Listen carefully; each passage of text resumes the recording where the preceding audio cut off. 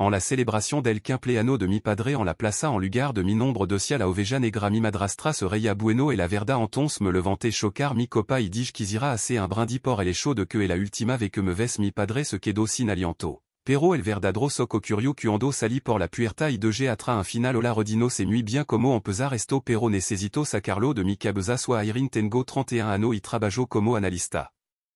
Financiera en Madrid no suelo compartir cosa personal pero después de hello que paso el sábado en la cena de cumpleaños de mi padre no dejo de dar vuelta voix a ser directa cuando llegué al restaurant y busqué mi sitio en la mesa encontré una tarjeta con dos palabras la oveja negra no mi nombre no un simple airin la oveja negra me quedé ahí parada mirando la tarjeta sintiendo como el calor me subía al cuello escuché una risita ahogada Beatriz la esposa de mi padre levantó su copa conçu.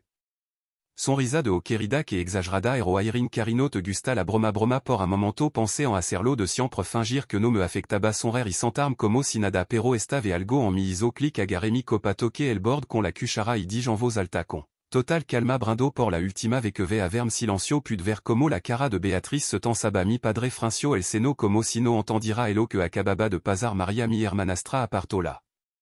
Mirada Pascual trago saliva no espere respuesta de la copa sobre la mesa y sali del restaurant sin mirar atrapero si que rei entendé porque esto no fu solo una broma ostengo que contar un poco más dest que mi padre se casó con Beatriz su nueva familia siempre fu. Elo primero yo era algo así como una empleada domestica no oficial ayudaba hacia favor me pedian cosa pero nunca era realmente parte de nada recuerdo un día tenía 14 años y había estado semana a Orlando para comprarme. Libro que quería justo cuando estaba por encargarlo Beatriz o con una sonrisa forzada airin carino podría prestarle ese dinero a Maria necesita una zapatilla nueva para su clase de belle miré a mi padre esperando que dijera algo pero el solo asintió no si egoísta. Tu puedes desprar otro día cuando tenía 17 años conseguí una beca para la universidad estaba emocionada no podía esperar para contárselo a mi padre papa me han aceptado en la universidad y él apenas levantó la vista del periódico.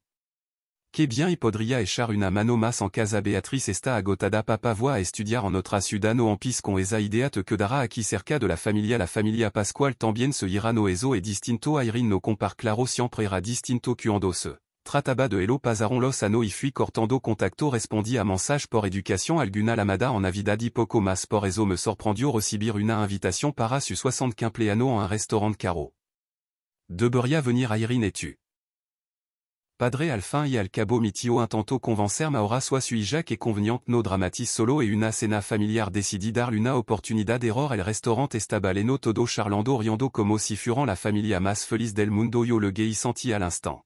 Que sobraba airin que sorpresa verte Beatriz con su tono meloso falso me invitaste no si claro que pensé que no vendría son sin gana me acerqué a la mesa icis la tarjeta la oveja negra parpad no podia.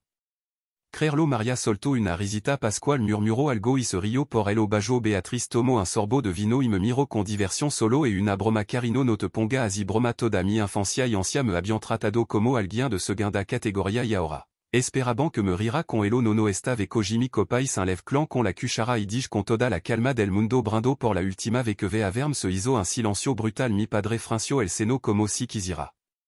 Decir algo pero no supira que Beatriz dejó la copa en la mesa Maria y Pascual no sabian donde meters de la copa me di la vuelta y salí después de eso vinieron los mensajes mi padre intentó la marme no respondí Beatriz me envió un mensage airin te comportaste como una nina no. Era para tanto Maria puso en el grupo familiar dramatica como siempre yo me serví una copa de vino en mi casa me senté en el sofá y respiré por primera ve me di cuenta de algo importante no soit la oveja negra simplement de intentar encajar en un lugar donde nunca fui bienvenida salí del restaurant pensando que sentiría alivio que sería uno de esos momento de película donde el protagonista corta con todo el tóxico y de repente su vida mejora pero no me quedé uno. Segundo ayant la acera mirando la pantalla de mi teléfono mientras las notificación explotaban papa airin que significa esto no puede hablar en serio Beatriz de verdad que infantil era solo una broma Maria grupo familiar. En serio tenía que montar un drama bloqué la pantalla y pare un taxi no tenía energía para esto a la manana siguiente desperté con 23 lamada perdida 11 de papa 6 de Beatriz 3 de Maria 2 de Pascual 1 de mi tío y en el grupo familiar más de 50 mensajes en PC. A lire papa airin habla conmigo podemos arreglar esto Beatriz tu padre está muy disgustado no entiendo porque hiciste esto Maria no sé que intenta probar pero esto fu demasiado Pascual no es humillado a todo espero que Este contenta antesto me abria affectado abria sentido culpa abria empesado a preguntarme si exagé si fui demasiado lejo pero no estave entré al chat familiar pulsé salir del grupo bloqué a Beatriz y a Maria y respondí a mi padre yo no e nada que arreglar no me. Busque mas y por primrave en mucho siempo me senti libre d'espuer de bloquear a quasi toda mi familia pensé que me dejarian en paz error très dia d'espuer mi telefono sono con un numéro desconocido dudé en contestar pero. Algo. Dentro de mi me dijo que elo hiciera Irene era mi padre mira sé que esta molesta pero tenemo que hablar no tenemo que hablar no puede simplement cortar con tu familia y a Elois Silvancio de acuerdo a Irene siquiera distanciar elo respeto pero e algo que tenemo que. Aclarar elo sup à l'instant et elle n'inca lamaba solo para hablar siempre bien un motivo siempre algo que elle ne hesitaba el dinero que tu madre dejo para ti el estomago se me indio elo emo estado usando para gasto. Familiar aprete el telefono con mas fuerza elo emo estado usando bueno Beatriz y los nino han tenido mucha necesidad estos ano es tono es mismo tono paciente que us ocuando tenía 16 ano y le pregunté porque no podía tomar clase de inglés como Maria elo. Elo necesitan más que tu Irene pero mama gardo es dinero para mi lista puede encontrar otra manera Maria necesita oportunidad me las arregle trabajar después escuela di clase particular aprendi inglés por mi cuenta.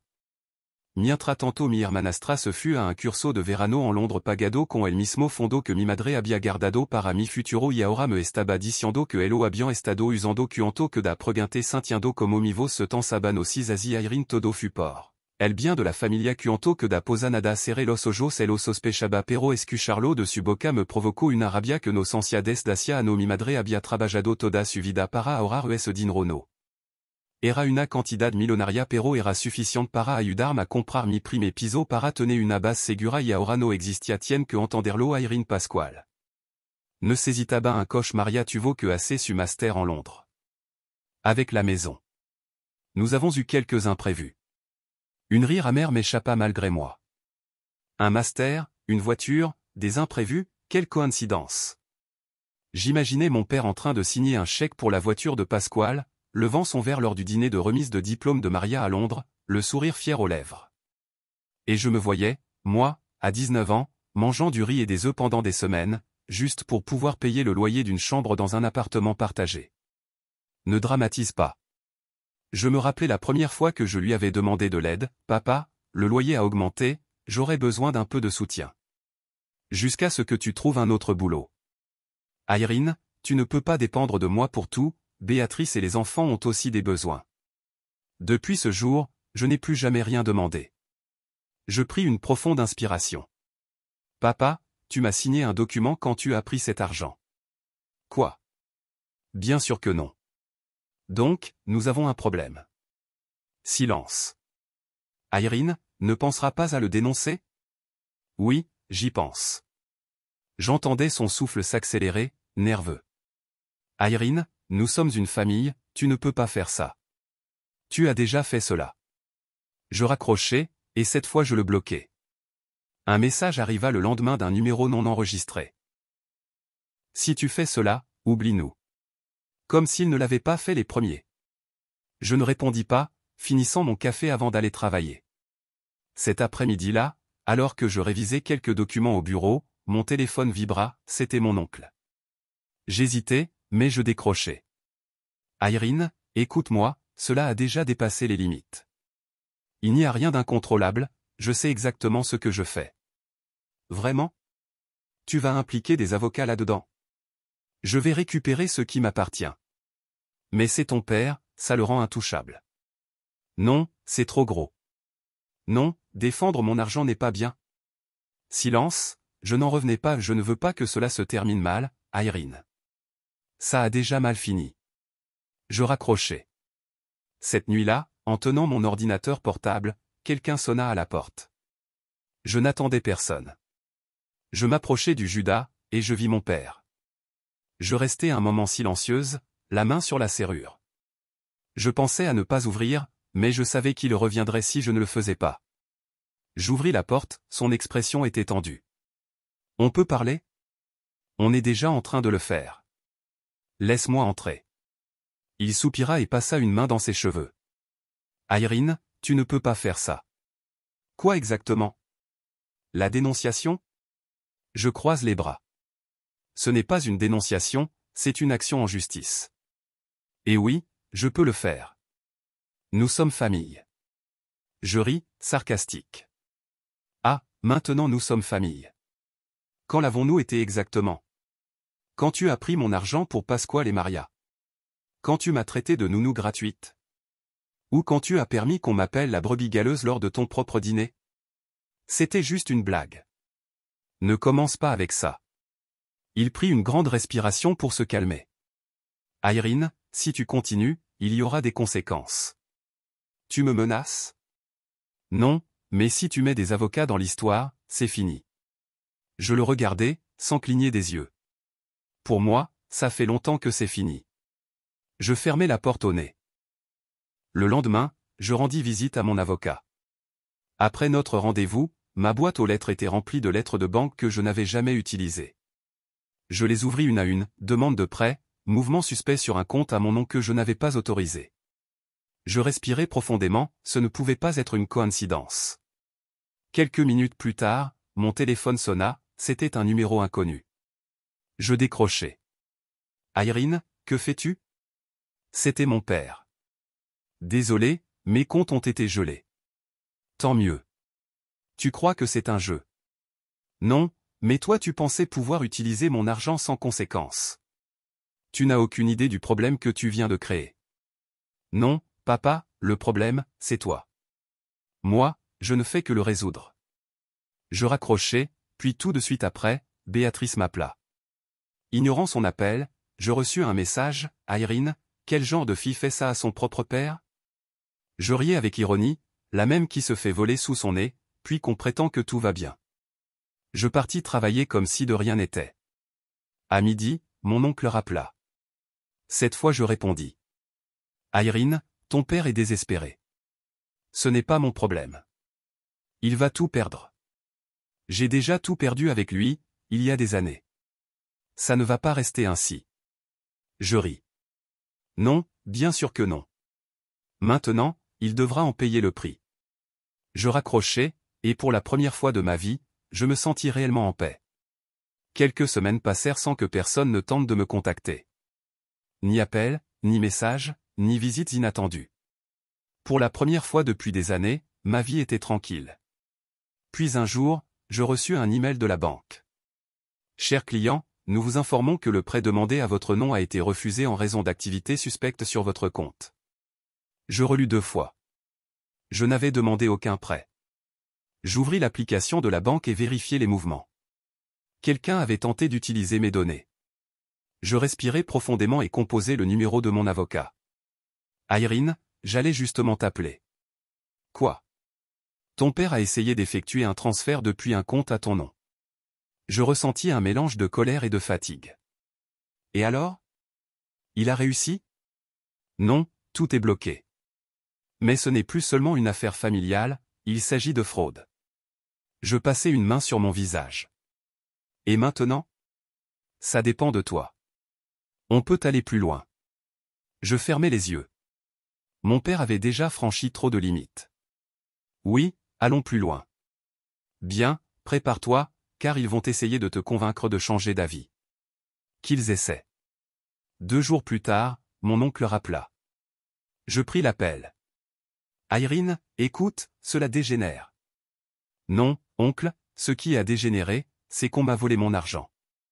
Mais c'est ton père. Ce que je veux, c'est qu'il apprenne qu'il ne peut pas faire ce qu'il veut sans conséquence. Béatrice est effrayée. Elle dit que si ça continue, ils vont tout perdre. Je m'en fiche, je n'en ai rien à faire. Je raccrochai. Cette nuit-là, la sonnette retentit à nouveau. Je m'approchai de la porte, et je vis mon père. Cette fois, je ne comptais pas l'ignorer. J'ouvris la porte. Irene, nous devons parler. Il n'y a rien à dire. S'il te plaît, soupira Théil, les bras croisés. Que veux-tu? Je sais que tu es fâché, mais ça, ce n'est pas juste. Juste? Je lâchai un rire sarcastique. Veux-tu me parler de justice? Je le fais pour la famille. Non, tu ne le fais pas pour eux, jamais pour moi. Il faut que tu arrêtes ça. Je n'arrêterai rien. Si ça continue, Béatrice et les enfants vont en souffrir. Ils ne sont pas des enfants, papa, ce sont des adultes, tout comme moi, quand tu m'as laissé sans rien et que j'ai dû gérer ma vie seule. Il ne dit rien. Ce n'est pas de la vengeance, c'est de la justice. Et je refermai la porte au visage. Des semaines passèrent sans le voir à nouveau. Le processus légal avançait. Mon avocat me tenait au courant de chaque étape, ils ont gelé ses comptes. Bien. Béatrice a essayé de transférer de l'argent d'un autre compte, mais ça a aussi été bloqué. Mieux encore. Et il paraît qu'ils mettent la maison en vente. Je restai silencieuse. La maison, celle qui m'appartenait jusqu'à ce que mon père décide qu'elle appartenait à sa nouvelle famille. Je ne ressentis aucune peine, seulement de la satisfaction. Irene, es-tu sûre de vouloir aller jusqu'au bout? Complètement. 2 jours plus tard, mon téléphone vibra avec un numéro inconnu. Je l'ignorais. Minute après, un autre numéro. Cette fois, je répondis. Irene, c'est Béatrice. Je fermai les yeux et soupirai. Que veux-tu? C'est déjà trop. Tu es en train de nous ruiner. Je ne l'avais pas trouvé aussi détruit quand il décida de me voler. Silence. Nous pouvons en discuter, pas besoin que cela aille plus loin. Je ris. Non, Irene, s'il te plaît, ne fais pas ça. Et je raccrochai. Le lendemain, en sortant du travail, je tombai sur quelqu'un qui m'attendait dehors. Maria se tenait là, les bras croisés. Que fais-tu ici? J'ai besoin de te parler. Nous n'avons rien à dire. Irene, écoute-moi. Je restai silencieuse. Je sais que tu es en colère, mais ce que tu fais nous laisse sans rien. Ah, maintenant c'est à nous. Quand vous m'avez écarté de la famille, vous ne sembliez pas si préoccupé. Elle baissa les yeux. Je ne savais pas que ma mère et ton père avaient utilisé ton argent. Mais tu savais qu'ils avaient payé un master avec ça. Elle ne répondit pas à Irene, nous avons besoin de ton aide. Je laissai échapper un rire amer. Tout ce que tu as à faire, c'est de retirer ta plainte. Nous pouvons régler ça entre nous. Non. Je ne soutenais même pas son regard. Maintenant, il demande mon aide, mais lorsque j'en avais besoin, où étiez-vous? Sans attendre de réponse, je me retournai et partis. Le procès ne dura pas aussi longtemps que je l'avais craint. Mon avocat me dit que le dossier était solide et qu'avec toutes les preuves, il n'y avait pas grand-chose que mon père puisse faire. Il avait raison. Le juge se prononça en ma faveur, mon père devait me restituer chaque euro, et s'il ne le faisait pas, il ferait face à des accusations plus graves. En quittant le tribunal, je n'osais pas regarder en arrière. Je savais que mon père viendrait me chercher, et il ne tarda pas à le faire. 2 jours plus tard, je le vis attendre devant mon travail. Je m'arrêtai à quelques mètres de lui, les bras croisés. Irene, s'il te plaît, ne fais pas cela. Tu ne peux pas me haïr pour toujours. Je ne te hais pas. Il me regarda, surpris. Alors, je ne compte plus pour toi. Il baissa les yeux, pour la première fois je le vis vraiment abattu. J'ai perdu ma fille. Je haussai les épaules. Non, tu ne l'as pas perdue. Tu l'as laissé partir quand tu as décidé que ta nouvelle famille valait plus que moi. Mais il n'y a rien que je puisse faire. Si, accepter que c'est fini. Je me retournai et partis, sans me retourner. Je ne le revis plus. Cette fois, j'avais choisi moi-même. 1 an s'écoula depuis la dernière fois que je vis mon père. 1 an sans appel, sans message, sans personne de cette famille essayant de réintégrer ma vie. Et la vérité, c'est que je ne me suis jamais sentie aussi bien. Ce n'était pas que j'étais heureuse de leur sort, je m'en fichais. Je déménageai à Barcelone, laissant derrière moi Madrid, les souvenirs, les lieux qui me rappelaient leur présence. Je voulais un nouveau départ, et je l'obtins, un meilleur boulot, un meilleur appartement, une vie où je n'avais plus besoin de justifier mon existence à quiconque. Puis, un jour, je reçus un message d'un numéro inconnu, Irene, c'est ton père. Je sais que tu ne veux rien savoir de moi, mais je voulais te dire que je suis désolé. J'ai tout perdu. Béatrice m'a quitté, Pasquale et Maria ne me parlent plus, je suis seul. J'aimerais te voir juste pour parler. Je relus le message plusieurs fois. Je ressentis quelque chose dans ma poitrine, ni tristesse, ni colère, juste un vide. Pour la première fois, je compris quelque chose, je n'avais jamais été la brebis galeuse. Ils n'avaient simplement jamais été ma famille. La sonnette retentit. Je souris avant d'ouvrir la porte. Prêt, dit-il, appuyé sur le cadre, avec son sourire apaisant. Je pris mon sac et sortis, laissant le téléphone sur la table, sans même me donner la peine de répondre. Des choses plus importantes prenaient place dans ma vie désormais. Pour la première fois, je savais que j'avais bien choisi. En répondant aux questions et commentaires sur Reddit, je ne pensais jamais que cette histoire toucherait autant de personnes. Honnêtement, je voulais juste l'évacuer. Mais me voilà, lisant des centaines de commentaires, certains m'appuient, d'autres, eh bien, je vais répondre à quelques points. Parce qu'après 1 an, je pense qu'il est temps de fermer ce chapitre. Tu es vraiment égoïste, c'est ta famille. Comment as-tu pu poursuivre ton propre père? Parce que lui m'a volé, il n'y a pas de manière élégante de le dire. Il a utilisé l'argent que ma mère avait économisé pour moi et l'a dépensé pour sa nouvelle famille. Non seulement cela, mais il m'a traité comme une personne de second ordre dans sa vie, comme si j'étais seulement là pour servir les autres. Si un étranger avait fait cela, personne n'aurait hésité à dire que poursuivre en justice était la bonne chose, mais parce que c'est mon père, je devrais tout laisser passer? Non. S'il m'avait vu comme sa famille, il ne m'aurait jamais fait ça. Tu as perdu ton père, tu ne regrettes pas.